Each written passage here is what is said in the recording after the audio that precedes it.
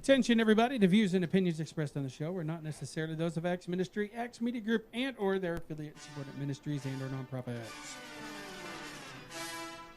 It's that time again. It's the happy hour with your host, That's right. Dr. Paul Collins, and his lovely wife, bless her, Miss Nancy Collins. What kind of fun stuff are we going to have today? No telling. I don't know. Let's go to him right now and find out. Take it away, Dr. Paul. Hello, everybody. Happy Friday morning to you. Whichever Friday you may be watching this, or if you're watching it on a Thursday, it's still happy morning on Friday.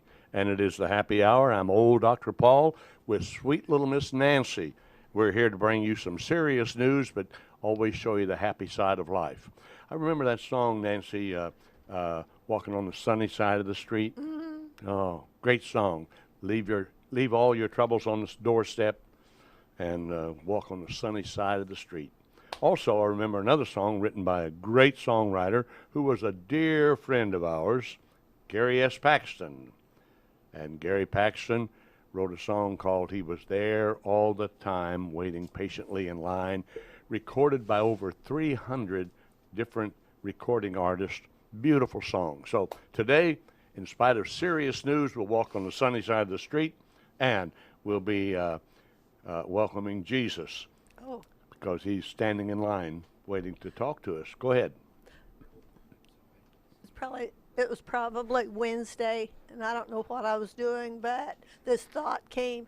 This so awesome. This song came to mind, and I hadn't thunk it in years and years. It's called "Walk Alone." I believe that's what I'll walk alone, or something like that. Walk alone with hope in your heart. I thought, no. Walk on, walk on. That's it. Yes.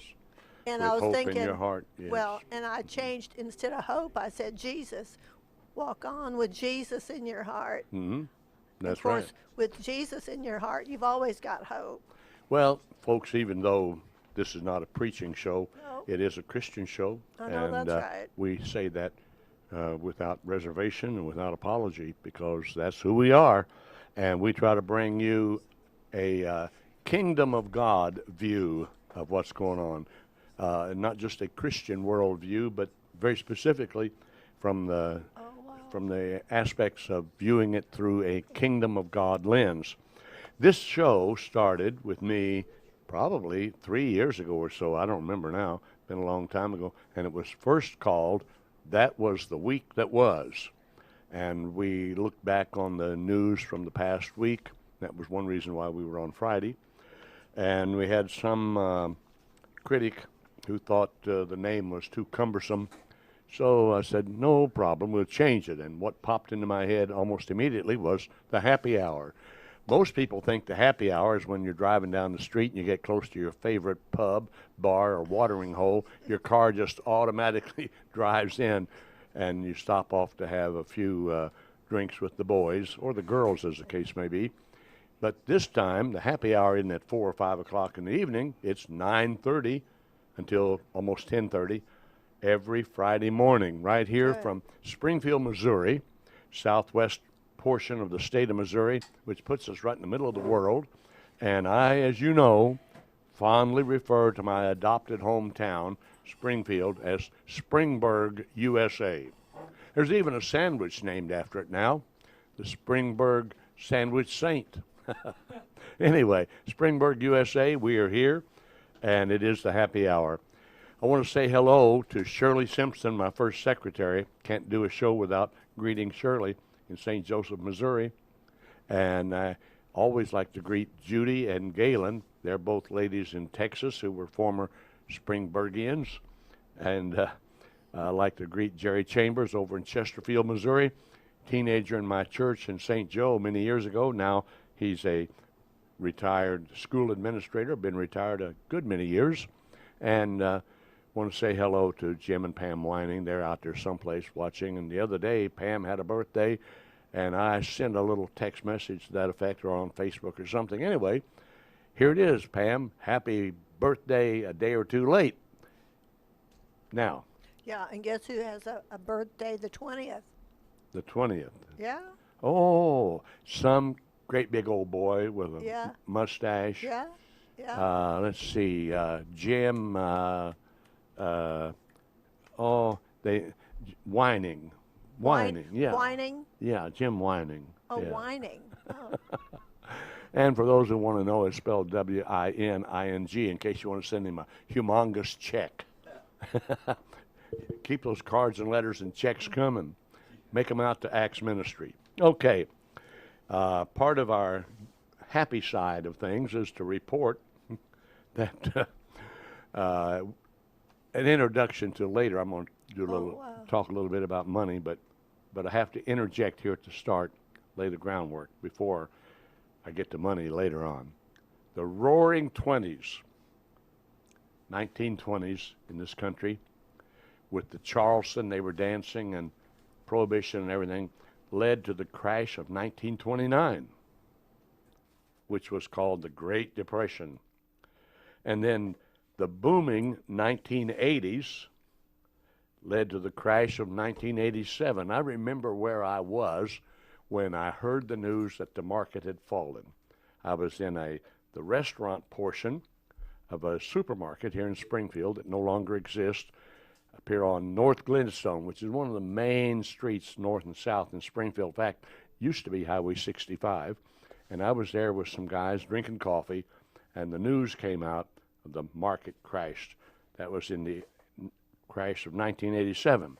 Then the dot-com mania, when everything, was so-and-so www something other .com. Dot-com mania led to the crash of 2000.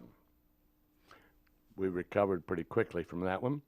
But the housing mania, with improper loans being made for houses and no interest, no money down and no money down, that sort of thing, led to the crash of 2008. And each one of these helped to contribute to the political makeup and the political landscape shifting and changing every time there was a crash. Well, put that over here on the shelf someplace and hang on to it for later in the broadcast when we'll talk about money. Now, here's just some interesting tidbits. Nancy, I would be willing, if I had $1 in my pocket, to bet my last dollar that you didn't know that yesterday was National Left-Handers Day. No, every day. Did you know that? Yeah. Every day by the there- way, we've got Troy Johansson sitting in, doing the engineering work today for Matthew Dillon Pearson. So anyway, Left-Handers Day. Yesterday. It's all, but think about it.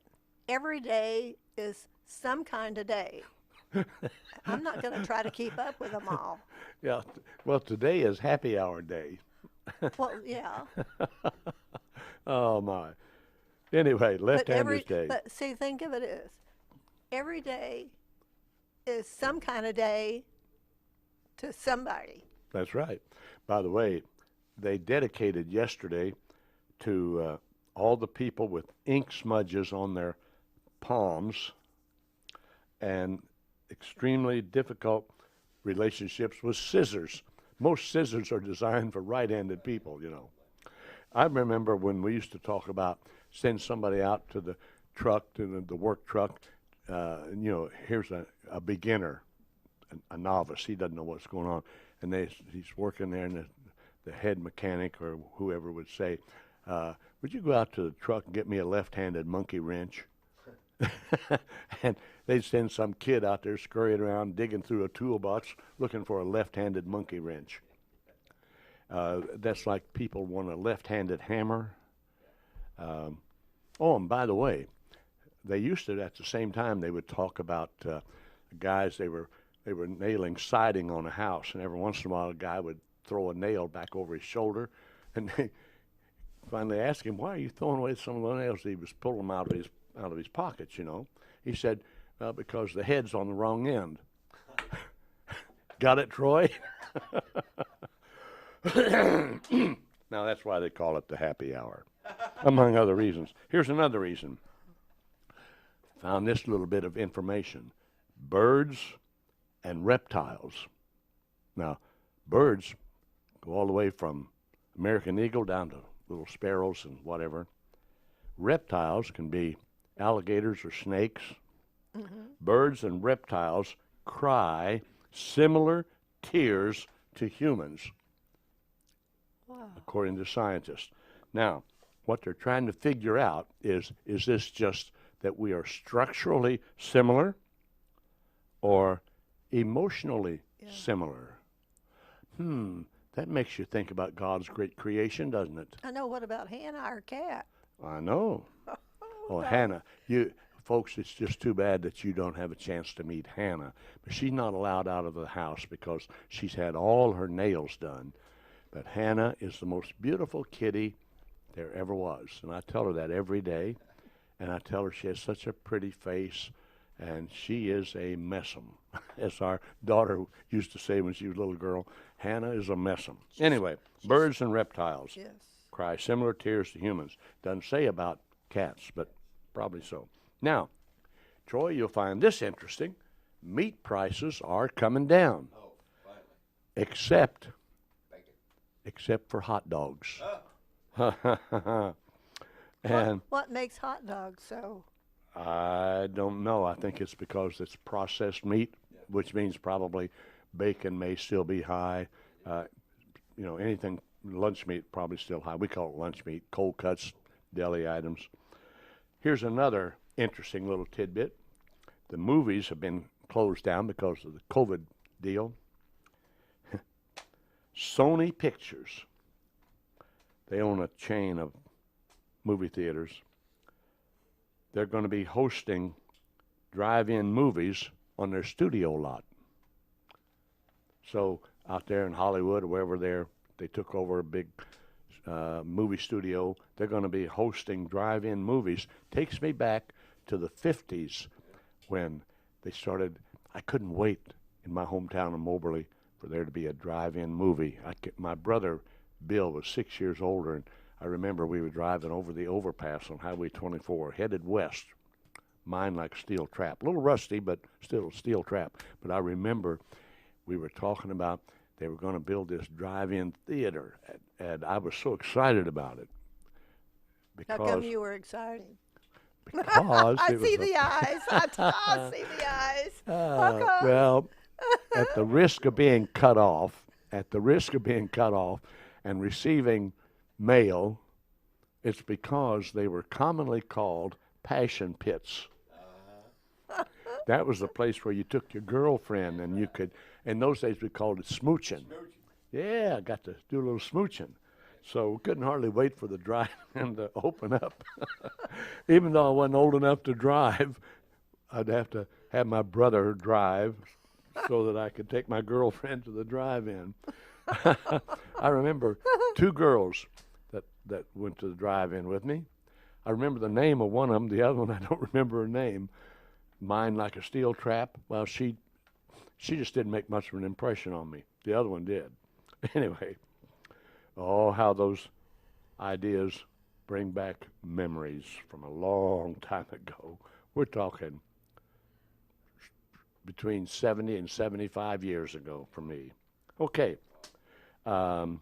Also, someone, chain of theaters, is opening up. I saw it on the news this morning on my little old handy-dandy stupid smartphone that I think it's the local theaters that are going to have movies for 15 cents. Oh, Now, man.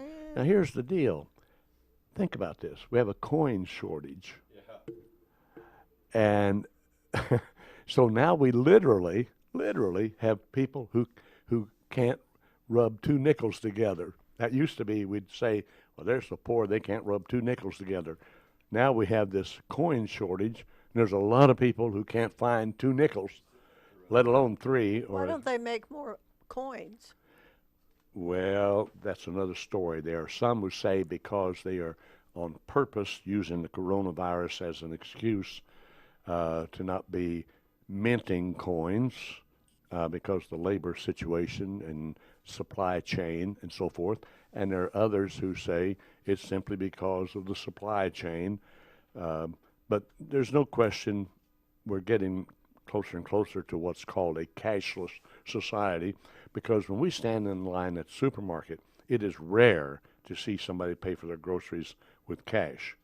It's even getting rare to see someone get a checkbook out to write a check for their groceries. They're handing the cashier a card, and generally it's either, it's going to be either a credit card or a debit card. And that's so people aren't carrying money. And I thought about last Christmas time, Salvation Army with their kettles. And remember, I said one of these days they're going to have to change some of their fundraising because people aren't carrying cash. Well, guess what?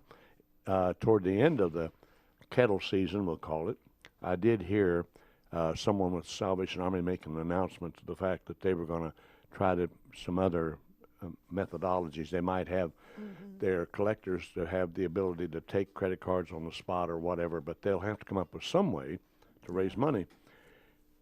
People not carrying currency and not carrying change is a different world because do you remember the day of parking meters? Mm-hmm. I do too. Oh, yeah. And unless they've changed recently, Jefferson City, Missouri, where the capital of Missouri is located, unless they've changed recently, they still have parking meters. Wow. And they operate on dimes. And I think that's maybe dimes is about all they take. I'm not sure. But I remember when Springfield did away with their parking meters, and it was before I moved here. But a friend of mine lived here, and he told me that they had an election, and the people had a choice of increasing sales tax or something other. If they did, the city promised to get rid of the parking meters, and that's what happened. So there haven't been parking meters in Springfield for probably 45, maybe 50 years. I came here 43 years ago, the first week of this month, August of 1977. Okay. Now, on a note that's somber on one hand and worthy of note because it's always good and a positive when someone is given recognition, even posthumously, which means after death. Orange County, California officials have declared August 24th as Kobe Bryant Day. And he was a National Basketball Association player, legendary, and he and his young daughter died in that helicopter crash. And I think it's fitting that Orange County, California, remember Kobe Bryant. Now, let's talk a little bit, Nancy, about the virus. It's going to be in the news for a while. And just recently,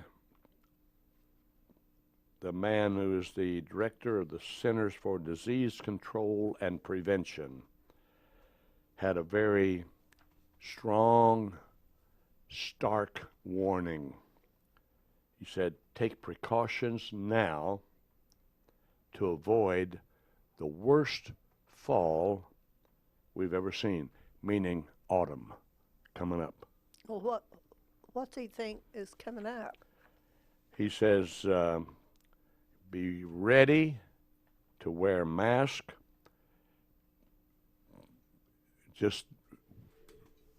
I'll explain that in a moment. Do social distancing. Wash your hands frequently and avoid crowds the next few months. Take it seriously, he's saying. He says, I'm not asking some of America to do it. We all have to do it. And he told this in an interview with WebMD, which puts out a magazine too. He said, if we don't, this could be the worst fall from a public health perspective that we have ever had. Nancy and I wore our mask into this building today. We made certain there were only two of us on the elevator. This place was cleaned after the first show. It'll be cleaned after our show, etc. We take it pretty seriously. But I get a lot of information, pro and con, and in between, about COVID-19, which is a coronavirus. It's not the flu. I get a lot of information, and Nancy, you can attest to the fact that I spend ordinarily several hours a day in front of two desktop computers, perusing many news sources and doing a lot of research. And we still have some folks who don't want anything to do with these masks. They claim they don't work. We still have some folks who have other viewpoints about things. We even have some who are warning people about the thing pointed at your forehead to take your temperature. I won't get into all of that. What I'm saying is there are really at least three sides to the coronavirus story as it's being told, and that is people who think it's totally a farce and being used for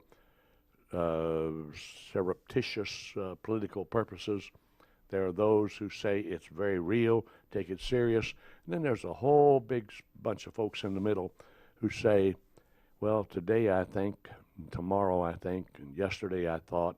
They're still kind of caught in the middle. And that's the way life is. Do you know that, Troy? A lot of folks on many hot button issues we find ourselves caught in the middle. Like, who do we believe? How do we respond to all this? And I think that's where a lot of Americans are. And as somebody who's never been outside the continental United States, I can't speak for other parts of the world, only what I read. Kind of like old Will Rogers said, I only know what I read in the newspapers. Well, now I only know what I read on the internet. By the way, speaking of Will Rogers, we're going to get back onto the happy hour side again. Will Rogers, he lived during World War I. Will Rogers, he was the humorist and philosopher. He did a lot of vaudeville. By the way, we pronounced it vaudeville, and they used to call it vaudeville. Mm-hmm.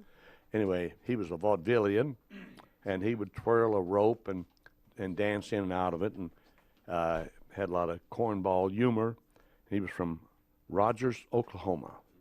And and by the way, Troy, he was part Native American. Cherokee. Do you happen to know what tribe he was from? Cherokee and Choctaw. Cherokee and Choctaw. See? Happy hour, folks. You're learning stuff. Stay with us. Anyway, Will Rogers was asked one time by either a reporter or a politician or somebody about German U-boats in World War I. Those were submarines. They called them U-boats. Mm-hmm. And they were sinking a lot of shipping, cargo ships and so forth. And this interviewer said, well, Mr. Rogers, what do you think should be done about the problem of the German U-boats? And Will Rogers said, well, you can solve the problem. All you have to do is heat up the ocean, get it hot enough, and they'll all bob to the surface, and you can pick them off one at a time. And this interviewer said, but Mr. Rogers, how are you going to heat up the ocean? He said, I don't know. I'm a policy man myself. I leave the details to others. Now, is that the happy hour? By the way, we had a president that I think, in a lot of ways, resembled Will Rogers in some of his remarks about things. Ronald Reagan.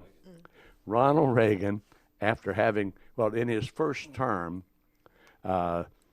he was, because of his stance about some college tuition, student loans and so forth, was a little unpopular with university students, and he went someplace to speak, and in protest, they all stood there silently as he walked by. He just walked through all those university students are all silent. And when he got to the door, he turned around and looked at them and went, shh, and broke everybody up. He had such a sense of humor. Yes. Then also, when he was shot by John Hinckley, and he had this bullet close to his heart, they were wheeling him into surgery. Ronald Reagan looked up at the surgeons and he said, I hope you're Republicans. So he resembled, I think, Will Rogers. By the way, if you're ever over in the Oklahoma Territory, and you're around Rogers, Oklahoma, stop in at the Will Rogers Memorial. It's really worth seeing. A lot of interesting stuff in there, a lot of history. And Will Rogers was an American icon. And I believe as long as there's an American and America, there will be a Will Rogers icon. Let's see what else I have here. Well, used up that sheet of paper. It goes to one side. Let's talk some politics. How do you make happy hour out of politics? Because politicians can be some of the funniest people that you will ever encounter. All you have to do. What's that? That's a nice way of putting it. Matthew Dillon Pearson, without his sidekick Festus, has just spoken up as part of our studio audience. My trainee here today. Oh yeah, he kind of reminds me of Chester on Gunsmoke. Whereas Jason, he reminds me of Festus. So you got Chester with you today. Chester's in training. By the way, did you know that the man who played Chester was from Aurora, Missouri? And over there in Aurora, they call it Aurora. All those old shows were based out of people from Missouri. Well, Jed Clampett lived yeah. in Sedalia out that way. That's right. And then the Green Acres farm that they shot was out on 54 headed towards Sedalia. That's 65. Green Acres. All those people were based on people from Well, and remember, Missouri. the Beverly Hillbillies did a whole Jed season or Clampett. so down in Branson, Silver Dollar City. There was a real Jed Clampett out headed towards Sedalia, I Well, guess. don't be surprised if one of these days they come up with either a reality show, probably a sitcom, about Paul Collins. I think that would be great. Hey, Can I play you? No, not hardly. You I could put play. on a- You could play me. You could play three of me. Hey, by then it'll only be one of you. Well, here's what we can do. You can play me before your health program And was completed, and I could play me after it's completed. okay, all right. So that means you've got to get down to. We need to get some pre-recorded stuff so we can, You got to get down to 165. and you Oh gotta- no, I'll never get. I don't want to be that. Well, You wear but that well. 165, but it's all muscle. Everything I eat turns to muscle. Table Everything. muscle. Everything I eat turns to muscle. I do a bunch of reps a wait day. minute now. Jim Whining knows. He's heard this story. Don't mess with an old man because we'll hurt you. I've learned that. My dad. Oh, yeah. Yeah, well, you think he's tough now. Wait till he gets about 10 years older. Oh, I would never. I thought whenever I was younger and I got bigger than him, I thought I can take him. We were messing around wrestling in the pool. Hey, Dr. Paul, I couldn't take him. No, of course not. He hit me in a certain pressure point in my body and made me seize up. Just why I say, don't mess with an old man. Because you see, You got wisdom. growing old is not for sissies. No, it's not. And where I grew up, we started early. See, I lived on Tough Street. The farther down the street you went, the tougher it was. I lived in a tent beyond the last house on the street. I was a part of the Grandview Bullets, Uh-oh. and it was true. This one was 6 months in the hospital. This one was sure death. Now, that's become increasingly so the older I get. It just, what are they? Never mind. I was going to say, who are you talking about? You're 6 months in the hospital or you're sudden death? No, the person that confronts me. Oh. Yeah, Well, they'd have me to deal with, too, if somebody confronted you. there you go. So don't mess with me because I also have my backup, Paul Collins. His Oh, yeah. name is Matthew Dillon Pearson. Call me an understudy. Well, that's for sure. Now, let's see. This is a happy hour, and we were talking politics. Sorry. That's all right. Politicians, I think, sometimes fail to realize that some of us are listening to what they say. And we notice what they don't say. And we notice how they struggle to put a spin on something to make it fit their paradigm of what it's going to take to get votes. After a while, if you pay close attention to what these politicians are saying over a period of time, you'll finally sit there and you'll start laughing because you recognize what they're doing. Trying so hard to give everybody an answer that they're going to like. That becomes humorous to me because it's almost as if they assume that we're all forgetful and we forgot what they said last week or yesterday, or that we have no sense of history or anything else. Or you're stupid. Oh, yeah. And for them to think we're stupid is really funny. Anyway, politicians, right now we are seeing the heat up taking place. We're in the warming up, the heating up time of campaign, about 80 days or so until the next really big election in November. And we're going to see more and more stuff between now and then. So folks, get ready, because if you are a TV watcher, you're going to see more and more ads on television. And I laugh at how they characterize their opponents. They will pick the worst picture that they can find of whoever they're running against, and they'll put it in very dark shades of gray in the background, make that person look like death warmed over, bad, make them look as ugly as possible, and then they come at them, hammering them, all the things they have against them, and then they brighten the picture up, and so is now a bright light in your life, and that's who you're supposed to vote for. It is at the point of being so ridiculous you have to laugh about it. But politics continues. I'm going to finish with this being a serious business, folks, in that too small a percentage of people who are a part of voting age Americans actually go to the polls and vote. And voting, even though every candidate is flawed, as we all are, all have sinned and fallen short of the glory of God, according to the Apostle Paul in the book of Romans, we should be exercising the privilege to vote and the responsibility to vote. So between now and then, even though you're going to have to laugh sometimes, maybe get aggravated at what you see or hear on television or on the internet and so forth about politics and politicians, take a look at party platforms, study them, be a good student of the issues, and then be ready to vote in November. And I'm going to remind you of that from time to time.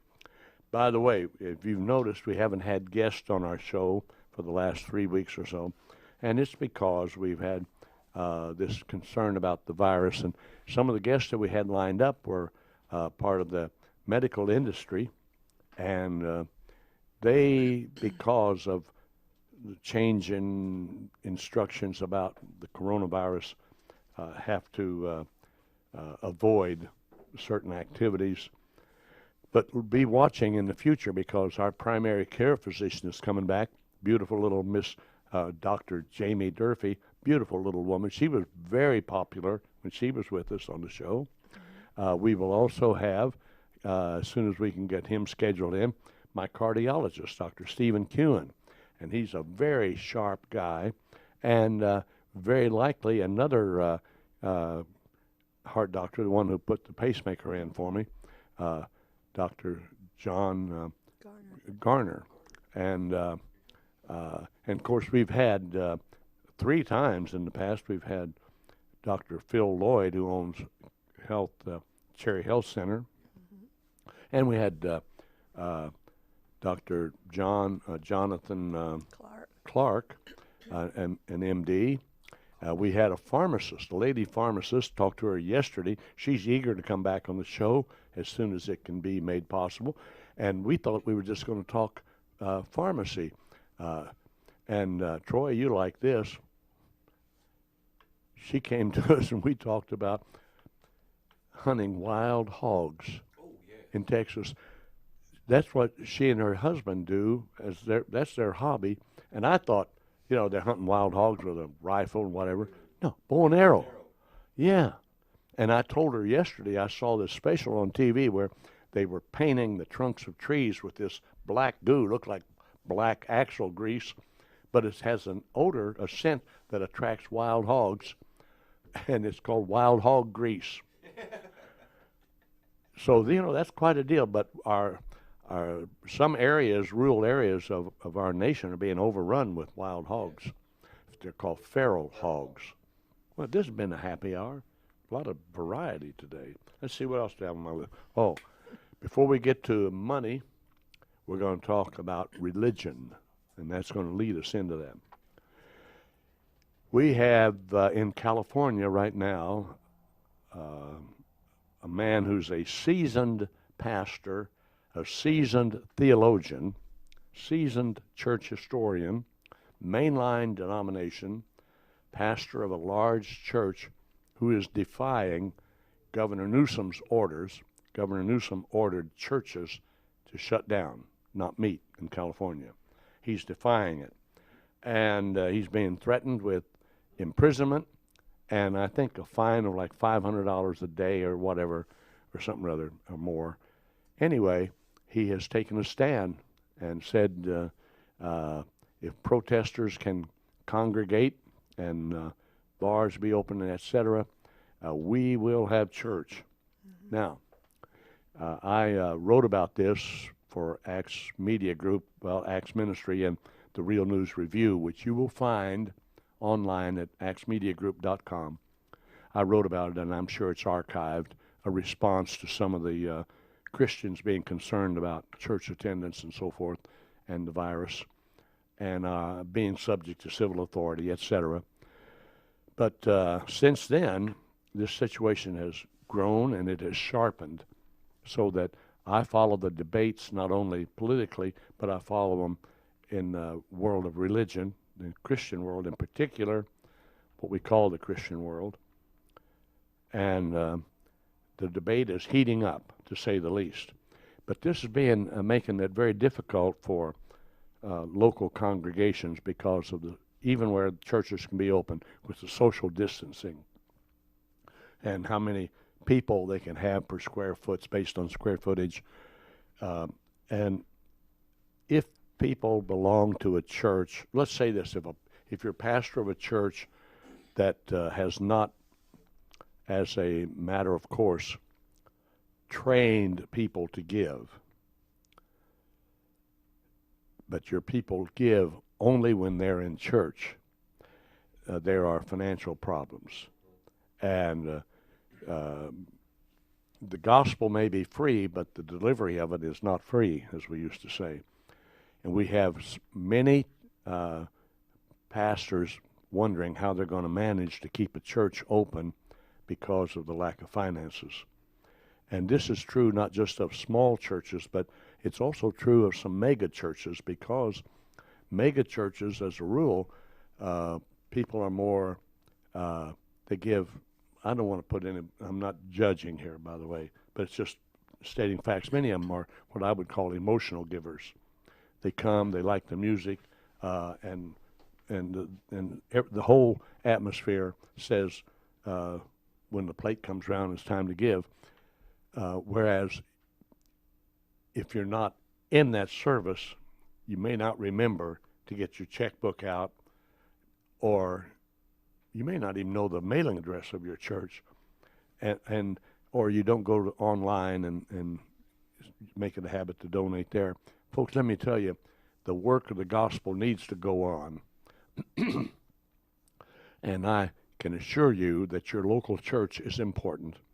And when I tell you that, I can also tell you that the work that Acts Ministry is doing is important. Now, what we're doing here is a department of Acts Ministry. It's called Acts Media Group, and it involves an online newspaper called the Real News Review. It involves Acts Internet Radio that's on, and you can listen to it while you're working on your computer. And it's been around, both of those media have been around a long time. Acts Television Network, which we're on now, all of this is a part of Acts Media Group. Now, you can go online to actsmediagroup.com, and you can donate to Acts Ministry by hitting the donate button, and everything is there. It's simple. You can use your credit card, even though it goes through PayPal. Don't be intimidated. Just follow the instructions, point and click, and you can get there. Your support is becoming more and more vitally important. Here's one of the reasons. Make a strong point of this. As more folks are being, for want of a better way to put it, cut out of being able to attend church than what Acts Media Group is doing, bringing you information, some of it insider stuff, some of it inspirational, etc., has become more important than ever. So help us, help you, help others by going to actsmediagroup.com and hitting the donate button and give something. If everybody gives something, then Acts Media Group can expand what it's doing to help in these times when church attendance is very limited. Now, folks, there's still a lot of television that many people watch, obviously, that's called Christian television. It's up to you to determine whether you want to call it Christian television or religious broadcasting. That's up to you. But one of the things that I've noticed is we have all kinds of people watching TV programs that are supposed to be Christian programs, and I guess in a broad definition they are. One of the very popular things these days has been the appearance of what they are calling prophets on television. Prophets. Why? And that we're talking about P-R-O-P-H-E-T-S, like Old Testament prophets or a New Testament prophet.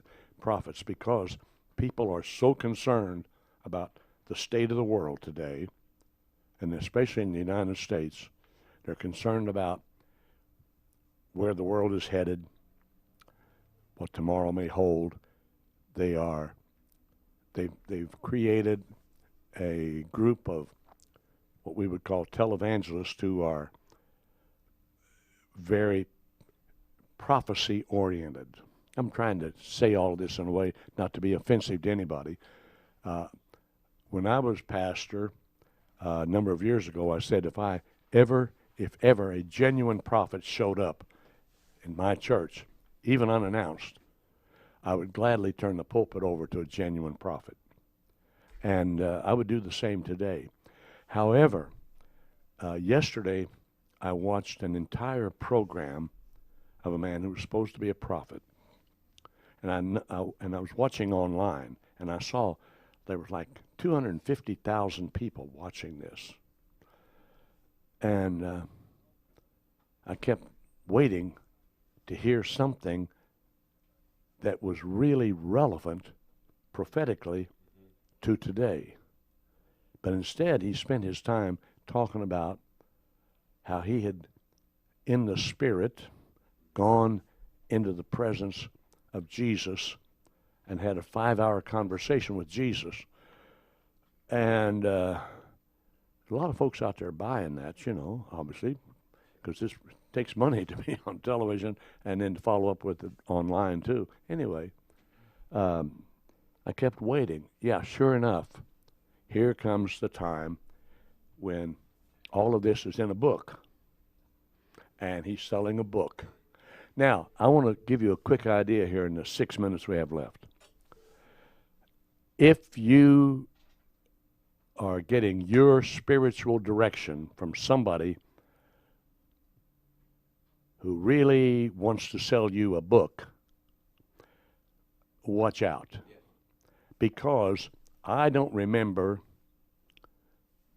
Isaiah, Jeremiah, Ezekiel, Zephaniah, Zechariah, Haggai, Malachi wanting to sell you a book.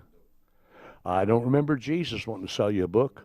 I don't remember the Apostle Paul wanting to sell you a book, or the Apostle Peter, or Timothy, or Silas, or Barnabas. Not that it's wrong. I wrote a book, but you don't hear me trying to sell it. That doesn't make me a saint, by the way. It just makes me maybe a lousy businessman or somebody who doesn't understand marketing. My point is this. I watched one this morning before we came here. Young man, supposed to be a prophet. I didn't hear anything that sounded like prophecy to me, but he had a book to sell, and he will sell probably 100,000 copies of it. Folks, the state of things today means there is a reason for Acts Media Group, because We serve where needed by doing the right thing, and we will bring you the truth as we begin to sense it and feel it, and we'll report accordingly. Now, money, quick like, we have about 4 minutes. A follow-up on that is, generally speaking, the people supporting those who are making their appeal either by television or by internet are usually folks of smaller incomes. I've researched it. I know it's true. Much of the money that was going into the pockets of televangelists was coming out of nursing homes, for one thing, coming out of other senior citizens, and coming out of people who would spend their last $20 to get, or $25 to get a book that they hoped would get them out of poverty. We live in an American society where 57% of the people in 2019 could not write a check for $1,000. 44% of the people in 2019 couldn't write a check for $400. We do live in an America where there are all kinds of people who are working who almost don't have 2 nickels to rub together. The answer is not to be found by listening to somebody who is supposedly a prophet and spending $20, $25, $30, $35 for his book and a DVD. That's not the answer. I have some answers. Some other people have some answers. Watch Tony Hammock on Wednesdays. Isn't that Wednesdays? 9 o'clock. The gold standard.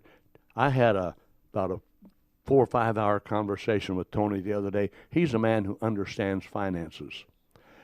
Pay attention to Acts Media Group every day, Monday through Friday, and by you being supportive, someday we'll expand this.